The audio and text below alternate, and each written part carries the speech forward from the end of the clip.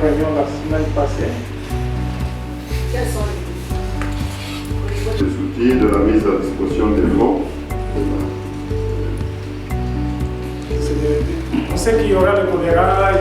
les DPS pour l'emploi? Donc, toute l'année 2023, ça a été. Donc, on a eu à passer en revue la situation épidémiologique 2024. Et puis, on s'est appesanti sur les principales épidémies, notamment le choléra, la polio, myélite, le mpox, la rougeole, la situation de Panzi. Et on a vu aussi les autres épidémies que le pays a eu à gérer, notamment d'autres incidents, les inondations, l'afflux des blessés.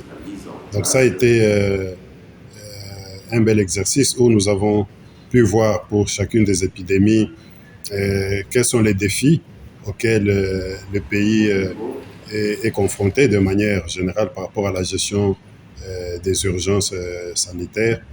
C'est le sous-financement des plans de réponse parce qu'il est ressorti que le pays doit mettre en place des mécanismes de mobilisation et de prépositionnement des fonds d'urgence pour avoir une réponse rapide et efficace.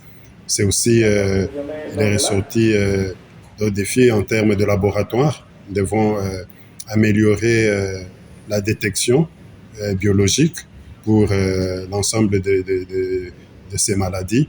Et c'est surtout aller vers la décentralisation des laboratoires. Nous devons mettre en place le réseau de laboratoires, décentraliser les laboratoires pour permettre à ce que les diagnostics ne puissent pas nécessairement obliger que les échantillons arrivent au niveau de Kinshasa, mais que aussi les provinces soient renforcées capacités pour nous aider à poser le diagnostic.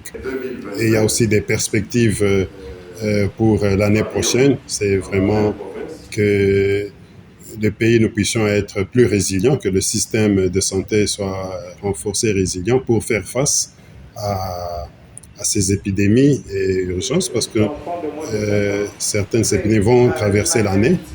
Et nous sommes sûrs que l'année prochaine, nous aurons ces épidémies encore qui vont se poursuivre, mais c'est mettre en place des mécanismes pour arriver à gérer efficacement ces épidémies en décentralisant aussi cette gestion. Donc, c'est mettre en place des équipes d'intervention rapide au niveau des zones de santé, au niveau des provinces, qui vont nous permettre que au moment où le COUSP évalue ces épidémies, ces urgences, on peut activer soit le niveau 1 au niveau des zones de santé, soit le niveau 2 au niveau des provinces ou 3 au niveau central. Donc voilà ce dont il a été question.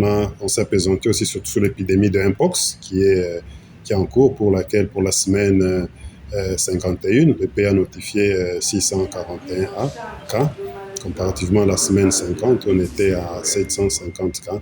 Et on a vu aussi la problématique de la gestion de ces données, de cette épidémie mpox, où nous devons harmoniser les sources de ces données-là. Et nous avons fini par remercier, parce que c'est pratiquement la réunion bilan de cette année, et souhaiter aux uns aux autres beaucoup de bonnes choses pour cette fin d'année et nous retrouver l'année prochaine encore beaucoup plus fort pour améliorer la gestion de nos épidémies et renforcer notre système de santé.